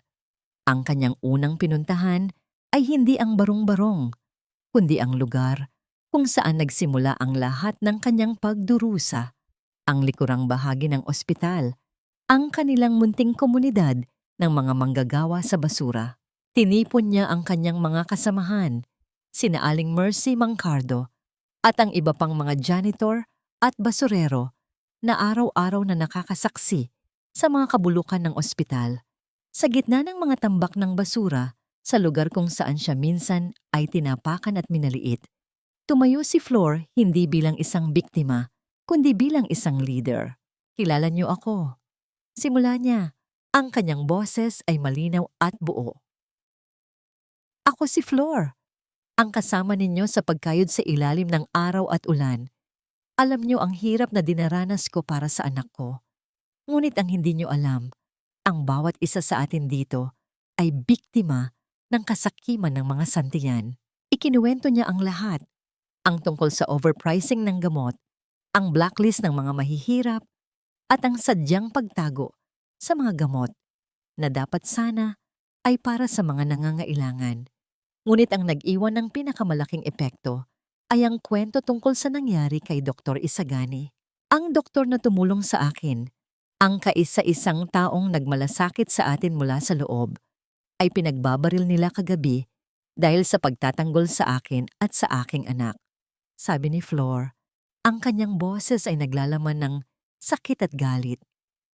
Kung kaya nilang gawin iyon sa isang doktor, ano pa kaya sa ating mga hamak na manggagawa lamang? Hanggang kailan tayo magiging basura sa kanilang paningin? Hanggang kailan natin hahayaan na tapak-tapakan nila ang ating dangal? Isang katahimikan ang bumalot sa grupo. Ngunit sa katahimikang iyon, may isang bagay na nabuhay, ang kolektibong galit ng mga taong matagal nang inaapi. Si Aling Mercy, na matagal nang nagtatrabaho sa ospital, ang unang nagsalita. Alam ko ang tungkol dyan, Flor. Matagal na. Minsan, may nakita akong mga kahon ng gamot na itinatapon nila kahit hindi pa expired para lang masabing wala ng stock at mapilitang bumili ang mga tao ng mas mahal, pag-amin niya. Sumunod naman si Mang Cardo. Ako rin. Minsan, inutusan ako ng isa sa mga tauhan ni Doña Veronica na sunugin ang mga lumang dokumento. Pero dahil sa pagmamadali, may ilan akong naitago. Hindi ko alam kung ano ang laman, pero nararamdaman kong importante. Isa-isa, naglabas ng kanilang mga sama ng loob at mga nalalaman ang mga manggagawa. Ang mga bulong-bulungan sa mga pasilyo, ang mga nakikitang transaksyon sa dilim, ang mga kwento ng mga pasyenteng umiiyak na umuuwi dahil hindi kayang bayaran ang kanilang mga bill. Lahat ng ito ay naging mga piraso ng isang malaking puzzle ng krimen at korupsyon. Sa tulong ng isang batang IT personnel na may utang na loob kay Dr. Isagani, sinimulan nilang tipunin ang lahat ng ebidensya, ang mga itinagong dokumento ni Mang Cardo, ang mga testimonya ni na Aling Mercy at ang mga digital files na palihim na kinopya ng IT guy mula sa sistema ng ospital. Ang dati ay isang personal na laban ni Flor ay naging isang krusada ng mga maliliit laban sa mga makapangyarihan. Habang abala sila sa paghahanda, isang tawag ang natanggap ni Flor mula sa isang numerong hindi rehistrado. Nang sagutin niya ito, ang boses ni Miguel ang kanyang narinig. "Flor, I know what happened to Dr. Isagani. I'm so sorry. Veronica has gone too far. Nakakulong ako sa sarili kong bahay, but I found a way. Mayroon tayong huling pagkakataon para ilantad ang lahat." Ipinaliwanag ni Miguel ang tungkol sa nalalapit na annual board meeting ng Santillan Pharmaceuticals. Ito ang pinakamalaking event ng taon, kung saan naroroon ang lahat ng board members, investors, at media. Doon, sa harap ng lahat, kailangan nating magsalita. Sabi ni Miguel, ang kanyang boses ay puno ng determinasyon. "I will help you get inside, pero kailangan nating mag-ingat. This is our one and only shot. Kapag pumalpak tayo, habang buhay na tayong lulubog," sa kasinungalingan ni Veronica. Nang ibaba ni Flor ang telepono, huminga siya ng malalim. Tumingin siya sa kanyang mga kasamahan na ngayon ay hindi na lamang mga simpleng manggagawa, kundi mga sundalo sa isang digmaang hindi nila pinili ngunit kailangang tapusin. Hawak niya ang isang sobre na naglalaman ng isang imbitasyon na nakuha ni Miguel para sa kanya. Isang imbitasyon para sa isang catering staff. Ito ang kanyang magiging susi papasok sa lungga ng mga leon. Ang pagbangon ng api ay nagsimula na. Ang Santillan Pharmaceuticals ay hindi lamang isang kumpanya ng gamot. Tayo ang bantayog ng pag-asa at kalinisan sa bansa. Ang tinig ni Doña Veronica ay umalingaw sa loob ng marangyang boardroom, isang silid na balot ng salamin at bakal, kung saan ang bawat gamit ay sumisigaw ng yaman at kapangyarihan. Sa harap ng mga foreign investors at ng mga miyembro ng board of directors, nakatayo ang donya na tila isang reyna. Suot ang isang puting terno na tila sumasagisag sa kalinisan na kailanman ay hindi niya tinaglay. Sa tabi niya, nakaupo si Miguel. Ang kanyang mukha ay isang maskara ng kawalan ng emosyon. Ngunit ang kanyang mga kamay ay mahigpit na nakakuyom sa ilalim ng mesa. Ang katahimikan sa loob ng silid ay nabasag ng dahan-dahang bumukas ang pintong pampaservice. Pumasok ang isang babaeng nakasuot ng uniforme ng catering staff. May hawak na tray ng mga kape at pagkain. Nakayuko ang babae. Ang kanyang mukha ay bahagyang natatakpan ng kanyang bangs. Habang inilalapag niya ang mga tasa sa harap ng mga opisyal, nararamdaman niya ang matitinding tingin ni Veronica, ngunit nanatili siyang kalmado. "And now, to officially close our new partnership deal," patuloy ni Veronica. Ang kanyang kamay ay nakahawak sa isang gintong panulat. "Let us sign the commitment to a healthier Philippines." Ang kalusugan ay hindi nabibili ng ginto, Doña Veronica. At ang pag-asa ay hindi itinatayo sa ibabaw ng mga bangkay ng mga taong pinagkaitan nyo ng gamot. Ang boses na yon ay hindi malakas, ngunit ito ay may talim na tila humiwa sa hangin ng boardroom. Lahat ng tao ay napatigil. Dahan-dahang inangat ng catering staff ang kanyang ulo at tinanggal ang kanyang hair cap. Doon, sa harap ng pinakamakapangyarihang mga tao sa industriya, tumayo si Florencia de la Cruz. Hindi na siya ang basurerang madumi. Siya ay isang inang naghahanap ng katarungan. Sino ang nagpapasok sa basurerang ito rito? Ang sigaw ni Veronica. Ang kanyang mukha ay biglang namula sa tindi ng pagkabigla at galit. "Security! Get this filth out of my sight!" Ngunit walang security na dumating. Sa halip, sa isang pindot ni Miguel sa control panel ng boardroom, ang dambuhalang screen sa pader ay nagliwanag. Hindi ang financial report ang lumabas, kundi ang mga dokumentong nakalap ni na Flor at Isagani. Ang listahan ng overpricing, ang mga video ng mga pasyenteng tinatanggihan, at ang pinakamahalaga, ang audio recording ng pag-uutos ni Veronica na itago ang experimental drug para kay Enzo. This is a lie! Isang malaking manipulasyon ito. Ang hysterical na sigaw ni Veronica, pilit na inaagaw ang remote mula kay Miguel. Ang katotohanan ay hindi kailanman nagiging kasinungalingan dahil lang sa pagsigaw mo, Veronica. Ang malamig na sagot ni Miguel. Tumayo siya at tumabi kay Flor, isang pagpapakita ng suporta na tila isang malakas na sampal sa donya. Nakita niyo ang lahat. Ang kumpanyang ito ay naging instrumento ng kasakiman sa ilalim ng pamumuno ng aking asawa. Naglakad si Flor palapit sa mesa. Ang bawat hakbang niya ay puno ng dangal. Inilapag niya ang kanyang mga kamay sa makinis na kahoy, tinitigan ang bawat miyembro ng board. Ang anak ko ay nag-aagaw buhay dahil sa inyo. At hindi lang siya.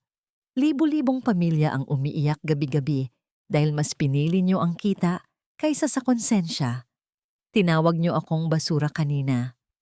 Pero tignan niyo ang inyong mga kamay. Ang mga yan ang may mantsa ng dugong, hindi niyo kailanman mahuhugasan. Ang bawat salita ni Flor ay tila isang punyal na bumabaon sa puso ng mga miyembro ng board.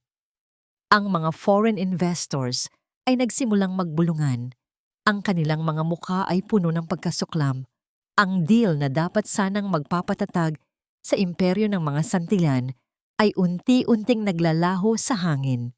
Sa tindi ng kahihiyan at desperasyon, kinuha ni Veronica ang isang kristal na baso sa mesa at ibinato ito sa direksyon ni Flor. Ang baso ay tumama sa pader at nagkadurog-durog. Ang tunog ng pagbasag nito ay tila simbolo ng tuluyang pagkasira ng buhay ni Veronica. I destroyed you 10 years ago, and I will destroy you again. Sigaw ni Veronica. Pilit na sumusugod kay Flor, ngunit hinarang siya ng 2 board members. Wala kang mapapatunayan. I am the Queen of Santillan. Hindi ka reyna, Veronica. Bulong ni Flor. Ang kanyang boses ay puno ng awa para sa babaeng nawala na sa katinuan. Isa ka lamang takot na tao na nakakulong sa sarili mong kasamaan. Sa sandaling iyon, bumukas ang mga pinto ng boardroom. Hindi security guard ang pumasok, kundi mga pulis na may dalang warrant of arrest. Ang katahimikan sa loob ng silid ay nabasag lamang ng tunog ng mga posas na inilagay sa mga kamay ni Veronica. Ang bawat pag-ikot ng metal ay tila isang huling hudyat ng kanyang pagbagsak. Pinanood ni Miguel ang pagkaladkad sa kanyang asawa palabas ng boardroom. Ang kanyang mukha ay puno ng lungkot, hindi para sa asawa, kundi para sa 10 taon na nawala sa kanya. Lumingon siya kay Flor at sa unang pagkakataon, nakita niya ang isang nangiti sa mga labi nito.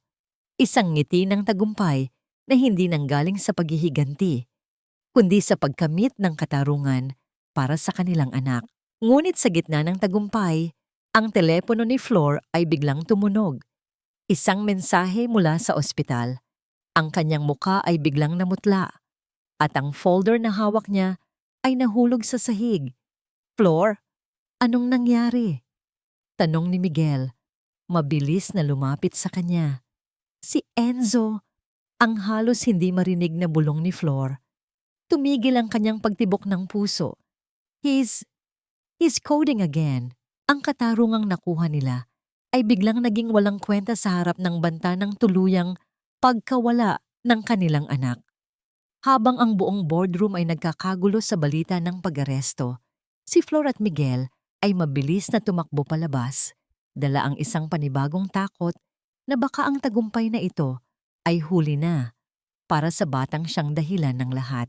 Ang bawat segundo sa loob ng waiting area ng intensive care unit ay tila isang habambuhay na paghihirap. Ang tanging naririnig sa tahimik na pasilyo ay ang mabagal at tila nagmamatyag na pag-usad ng kamay ng malaking orasan sa pader. Para kay Flor, ang bawat pag-ikot nito ay tila isang paalala na ang oras ng kanyang anak ay unti-unti nang nauubos. Nakaupo siya sa sahig, ang kanyang mga tuhod ay yakap-yakap niya. habang ang kanyang paningin ay nakatuon sa saradong pinto kung saan kasalukuyang nilalabanan ng mga doktor ang kamatayan para kay Enzo. Sa kabilang dulo ng pasilyo, nakatayo si Miguel. Ang kanyang mamahaling Amerikana ay gusot-gusot na at ang kanyang mukha ay tila tumanda ng 10 taon sa loob lamang ng ilang oras. Pinapanood niya si Flor, ang babaeng 10 taon niyang kinalimutan, ang babaeng tinawag niyang basura na ngayon ay siyang tanging nagmamay-ari ng kanyang puso at konsensya. Ang bawat higbi ni Flor ay tila isang latigo na humahagupit sa kanyang kaluluwa. Hindi nagtagal, bumukas ang pinto. Lumabas ang isang doktor, pagod at pawisang pawis. Mabilis na tumayo si Flor, ngunit dahil sa panghihina, ay muntik na siyang mabuwal. Agad siyang nasalo ni Miguel. Ang kanyang mga kamay ay mahigpit na humawak sa mga braso ni Flor upang panatilihin itong nakatayo. The surgery was successful. Ang bungad ng doktor, isang pahayag na tila nagpabagsak sa pader ng tensyon sa loob ng silid. We managed to administer the experimental drug just in time. Stable na ang bata, pero kailangan niya ng masusing monitoring sa susunod na 48 oras. Napaluhod si Flor sa pasasalamat. Ang kanyang mga luha ay malayang pumatak sa malamig na semento. Ang bigat na dinadala niya sa loob ng maraming taon ay tila biglang gumaan, bagamat hindi pa ito tuluyang nawawala. Nang gabi ring iyon, habang mahimbing na ang tulog ni Enzo at ligtas na sa panganib, lumabas si Flor sa ospital upang kumuha ng hangin. Ang ulan ay muling bumubuhos, marahan at malamig, tila ba dinidilig ang sugatang lupa. Naglakad siya patungo sa likurang bahagi ng ospital, sa mismong lugar kung saan siya unang minaliit ni Miguel sa simula ng kwentong ito. Doon sa gitna ng putikan at sa ilalim ng malamig na ulan, nakita niya si Miguel na naghihintay. Walang payong, walang bodyguard, tanging ang lalaking hubad ang katotohanan. Nang makita ni Flor, dahan-dahang humakbang si Miguel patungo sa kanya. Ang bawat yabag ng kanyang sapatos sa putik ay tila isang pagkilala sa lahat ng hirap na dinanas ni Flor. Sa isang pagkakataong hindi inasahan ni Flor, dahan-dahang lumuhod si Miguel sa kanyang harapan. Ang kanyang mga mamahaling pantalon ay nabahira ng maduming tubig at putik, ang mismong dumi na kinasuklaman niya noon. Flor, ang simula ni Miguel. Ang kanyang boses ay basag at lunod sa pagsisisi. Dito, sa mismong lugar na ito, tinawag kitang basura. Sinabi ko na wala kang karapatang tumayo rito dahil sa amoy mo. Pero ang totoo, ako ang basura. Ako ang dumi na hindi karapat-dapat sa pagmamahal mo at sa pagkakaroon ng isang anak na gaya ni Enzo. Yumuko si Miguel, ang kanyang noo ay tila gustong dumikit sa basang lupa. Hindi ko hinihingi na patawarin mo ako agad. Alam kong ang 10 taon ng pait ay hindi mabubura ng isang luhod. Pero pakiusap, hayaan mong gugulin ko ang natitira kong buhay para patunayan na karapat-dapat ako sa inyo. Hayaan mong ako naman ang maglinis ng dumi sa buhay niyo. Tiningnan ni Flor ang lalaking nasa kanyang paanan. Ang puot na dati ay tila naglalagablab na apoy sa kanyang dibdib ay unti-unting napapalitan ng isang malalim at malamig na kapayapaan. Hindi dahil nakalimutan na niya ang lahat, kundi dahil napagtanto niya na ang paghihiganti ay hindi kailanman magbibigay sa kanya ng tunay na kaligayahan. Ang tunay na tagumpay ay ang makitang ang taong naging dahilan ng iyong pagluhod ay siya na ngayong nakaluhod sa harap ng iyong dangal. Tumayo ka, Miguel, mahinahong sabi ni Flor. Ang kanyang boses ay wala ng pait. Tila ba hinugasan na rin ng ulan ang lahat ng galit. Ang basurang tinutukoy mo ay wala na rito. Ang natitira na lang ay 2 taong kailangang ayusin ang kanilang mga sarili para sa kapakanan ng isang bata. Inilahad ni Flor ang kanyang kamay. Ang kamay na puno ng kalyo at sugat, ang kamay ng isang inang nagtagumpay. Tinanggap ito ni Miguel at sa pagdampi ng kanilang mga palad, naramdaman nila ang isang kuryente ng pag-asa na tila nagsasabing ang bukas ay hindi na kailangang maging madilim. Sa kabilang banda, sa loob ng isang madilim at malamig na selda, nakaupo si Veronica.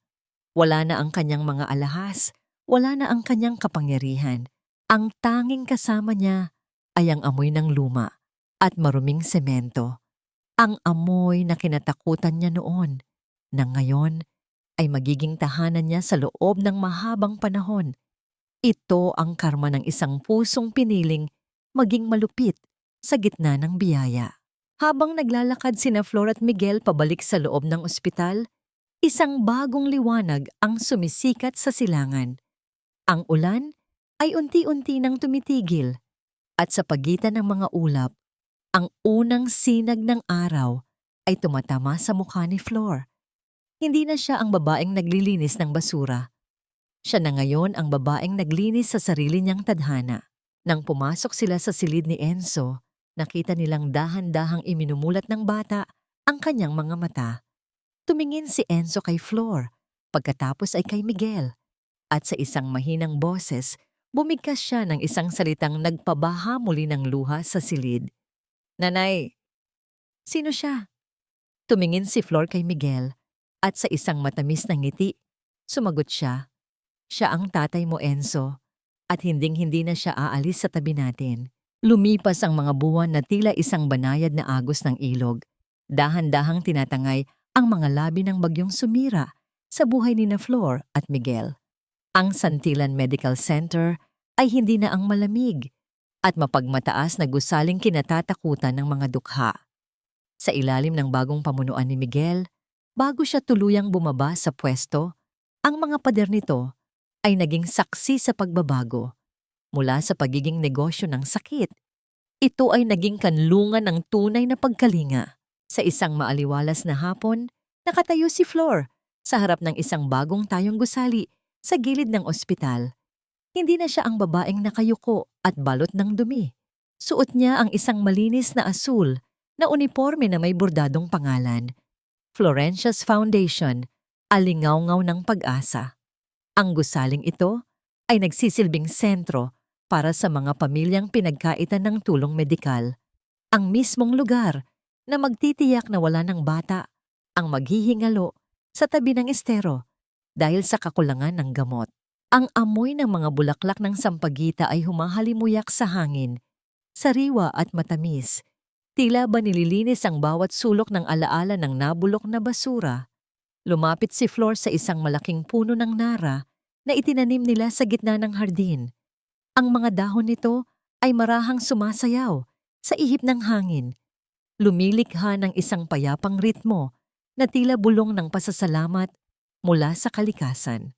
Mula sa malayo, nakita niya si Miguel na naglalakad patungo sa kanya. Wala na ang kanyang mga mamahaling suit at kurbata. Nakasuot lamang siya ng simpleng polo shirt at maong. Bitbit ang isang maliit na bag ng mga kagamitang pang-medical. Si Miguel ay hindi na ang CEO. Siya na ngayon ay isang dedikadong volunteer sa komunidad. Ginugugol ang kanyang oras sa pagbisita sa mga liblib na lugar upang magbigay ng libreng serbisyo.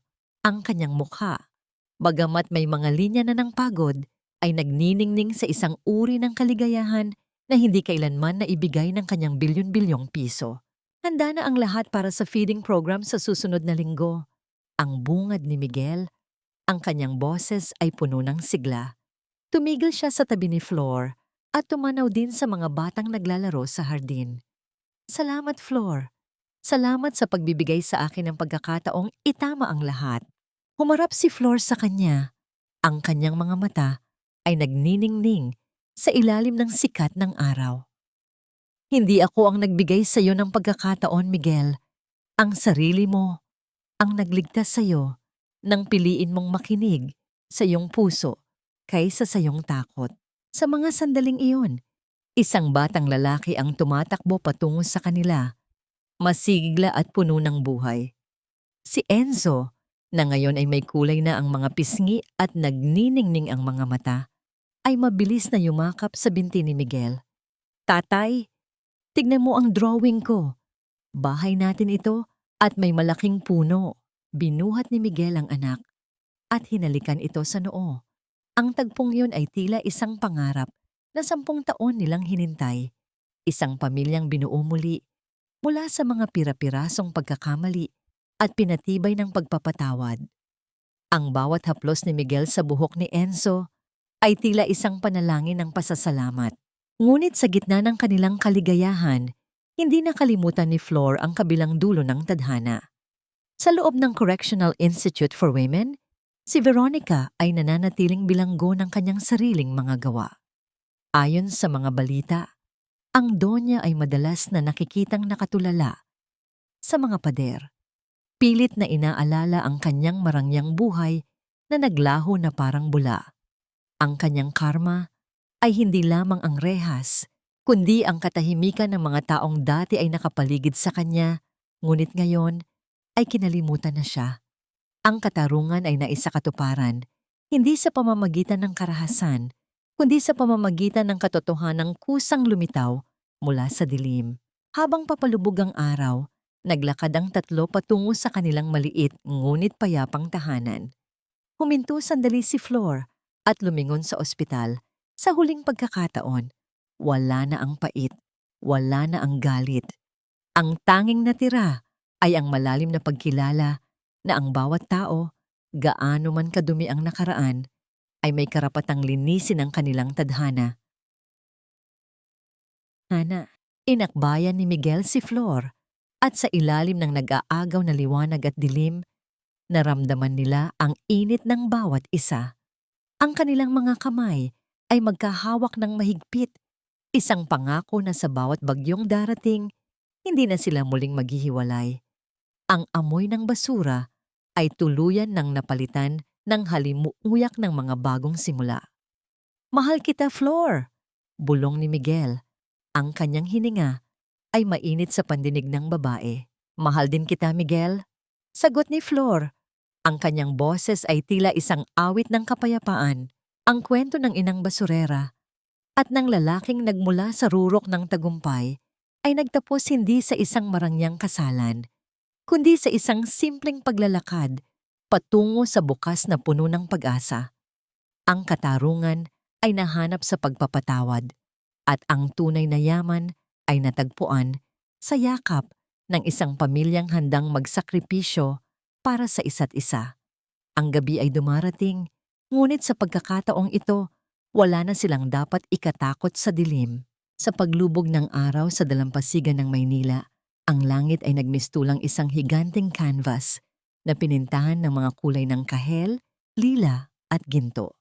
Ang marahang pag-ihip ng hangin ay may dalang alat ng dagat, isang amoy na malinis at malawak, malayo sa masangsang na amoy ng estero na minsan ay naging kulungan ng mga pangarap ni Flor.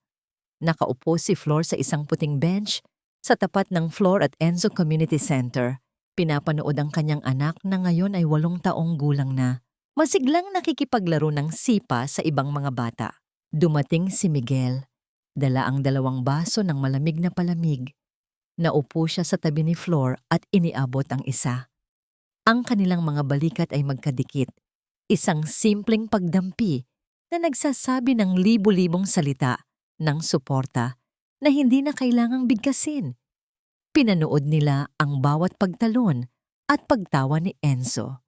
Sa mga sandaling iyon, ang katahimikan ay hindi nakakabingi, kundi puno ng isang uri ng kapayapaan na tanging ang mga taong nakaligtas sa malakas na bagyo ang makakaunawa. Naitanong mo ba sa sarili mo, Flor? Kung nasaan tayo ngayon, kung hindi mo nahanap ang lakas na bumalik sa ospital na yon?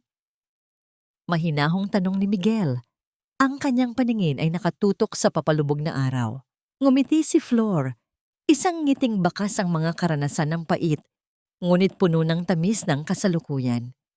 Iniisip ko na marahil ay bahagi talaga yon ng ating tadhana, Miguel. Kailangan nating dumaan sa putikan para matutunan nating pahalagahan ang linis ng ating kalooban.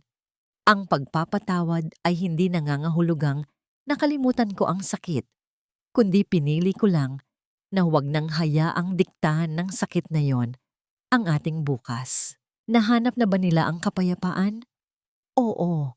Ang kapayapaan ni Flor at Miguel ay hindi nanggaling sa pagbabalik ng kanilang yaman, kundi sa pagkakaisa ng kanilang mga puso sa paglilingkod sa iba. Si Miguel ay tuluyan ng tinalikuran ng mundo ng korporasyon at ngayon ay nangunguna sa mga mobile clinic na nagbibigay ng libreng gamot sa mga malalayong barangay. Ang kanyang pagbabayad puri ay hindi natatapos sa isang hiling ng tawad, kundi sa bawat araw na ginagawa niyang mas madali ang buhay para sa mga taong gaya ni Flor noon. Ang aral na iniwan ng kanilang kwento sa bawat tagapakinig ay simple ngunit malalim. Ang tunay na dangal ng isang tao ay hindi nasusukat sa bango ng kanyang pabango o sa kinang ng kanyang alahas, kundi sa tibay ng kanyang paninindigan sa gitna ng kawalang katarungan. Ang pag-ibig ng isang ina ay ang pinakamalakas na puwersa sa mundo, isang puwersang kayang magpabagsak ng mga imperyong binuo sa kasinungalingan at kayang magpatubo ng mga bulaklak sa gitna ng basurahan. Ang katarungan ay hindi laging dumarating sa anyo ng kidlat at kulog. Minsan, ito ay dumarating sa anyo ng isang batang muling nakahinga ng maluwag, ng isang lalaking nahanap ang kanyang nawalang kaluluwa, at ng isang inang muling nakatayo ng tuwid sa ilalim ng sikat ng araw. Habang unti-unting nilalamon ng dilim ang kalangitan, nagsimulang magliwanag ang mga poste sa paligid. Tumayo si Flor, Miguel at Enzo. Magkakahawak ang mga kamay habang naglalakad palayo sa dalampasigan. Sa bawat hakbang nila sa buhanginan, ang kanilang mga anino ay nagiging isa. Isang pamilyang binuo ng pait, pinatibay ng katotohanan, at ngayon ay pinagkakaisa ng walang hanggang pag-asa. Ang gabi ay hindi na isang banta, kundi isang hudyat ng panibagong simula sa bawat bukas na darating.